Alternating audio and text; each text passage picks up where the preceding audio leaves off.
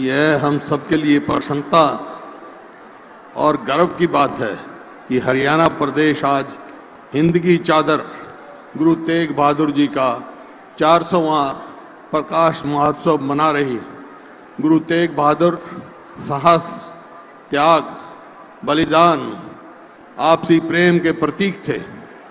समूची मानवता के इतिहास में त्याग व बलिदान की इससे अनूठी मिसाल कहीं नहीं मिलती। जिनके दादा गुरु अर्जुन देव खुद और उनकी पत्नी माता गुजरी जी, सपुत्र गुरु गोविंद सिंह जी, उनके 4 सपुत्र बाबा जुझार सिंह, अजीत सिंह, जोरावर सिंह और फतेह सिंह ने अपने सब धर्म, सिद्धांत, संस्कृति व स्वाभिमान के लिए सर्वस्व न्यौछावर कर दिया। सिर दिया पर सार ना दिया। अन्यायी और क्रूर औरंगजेब का गरूर तोड़ दिया। वैसे तो सिख धर्म का सारा इतिहास हिंदुओं की तड़प, सहानुभूति और दर्द का इतिहास रहा है। गुरु नानक देव जी से लेकर गुरु गोविंद सिंह जी तक सभी सिख गुरुओं को 2 मोर्चों पर संघर्ष करना पड़ा। एक तरफ हिंदू धर्म में फैले अंधविश्वास, सामाजिक बुराइयां, कुरीतियां, रूढ़िवादिता और धार्मिक भावनाओं के शोषण के विरुद्ध में संघर्ष किया। जाति पाति, मूर्ति पूजा, सती प्रथा तथा पर्दा प्रथा आदि का विरोध करके समाज सुधार का प्रचार किया। दूसरी तरफ मुगल शासकों के जुल्म, जबरदस्ती, अन्याय, धर्म परिवर्तन की चुनौतियों का डटकर मुकाबला किया और अपने अनुयायियों में साहस, संगठन, समानता और बलिदान की भावना जगाई। देख तेग मीरी पीरी की शानदार परंपरा को विकसित किया। संत योद्धा बन गए। लंगर और संगत प्रथा से संगठन, समानता और सौहार्द बढ़ता है। गुरु तेग बहादुर जी हरियाणा प्रदेश से विशेष संबंध रहा। जैसे अभी चर्चा की उन्होंने, जब गुरु जी प्रथम गुरु नानक देव जी की शिक्षाओं और सिद्धांतों के लिए प्रचार के लिए पूर्व दिशा में गए तो कुरुक्षेत्र, जीवरहेड़ी जो आज यमुनानगर में है, आदि स्थानों पे और पटना तक जा गए पर भी गए।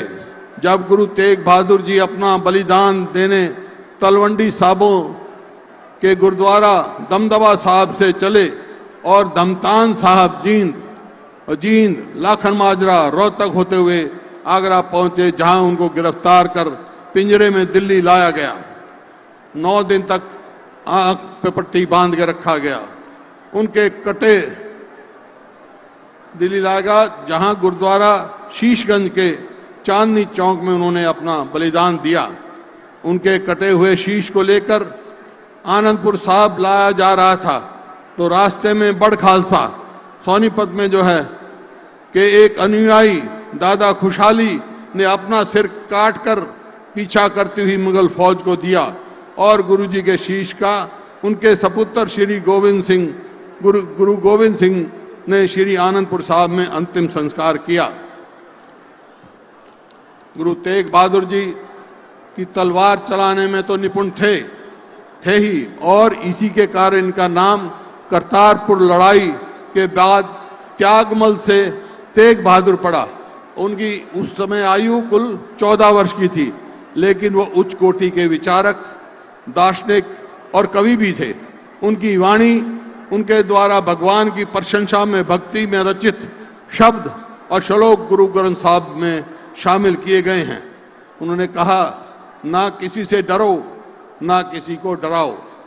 यह भी इतिहास का एक संयोग है कि सिखों के पहले गुरु नानक देव जी से लेकर 10वें गुरु गोविंद सिंह जी तक मुगलों के अन्याय और अत्याचार के खिलाफ, बाबर से लेकर औरंगजेब तक 186 साल तक मुगलों की 6 पीढ़ियों के विरुद्ध संघर्ष किया।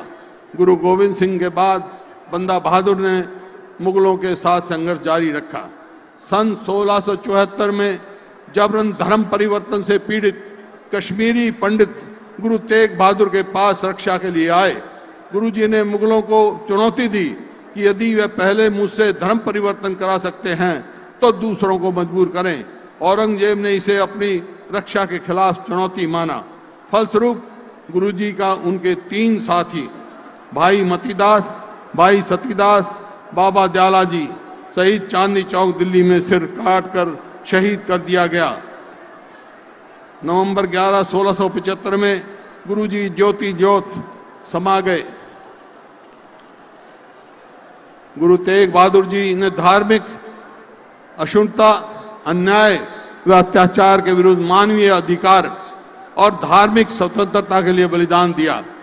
यह भी मानवता के इतिहास में एक अनूठी और अकेली मिसाल है कि किसी एक धार्मिक संप्रदाय के गुरु ने एक धर्म के अनुयायियों की धार्मिक स्वतंत्रता रक्षा के लिए बलिदान दिया हो। गुरु तेग बहादुर जी केवल सिख धर्म के ही गुरु नहीं बल्कि समूची मानवता के। ऐसे महान विभूति की यादगार में मैं सुझाव दे रहा हूं, हरियाणा सरकार भी यहां सब बैठी है, कि उनका दमतान साहब या लाखन माजरा जो बहुत समय उनका वहां व्यतीत हुआ, वहां पर अंतर्राष्ट्रीय स्तर का कॉलेज और रिसर्च सेंटर बनाया जाए ताकि गरीब दीन दुखी की सेवा हो सके। गुरु तेग बहादुर जी की शिक्षा और सिद्धांत आज भी प्रासंगिक हैं। आज भी हमें धार्मिक सहिष्णुता, एकता और आपसी भाईचारे की आवश्यकता है। गुरु जी का यही संदेश हम अपने जीवन में अपनाना है। वाह गुरु जी दे खालसा, वाह गुरु जी दी फतेह। सत श्री अकाल।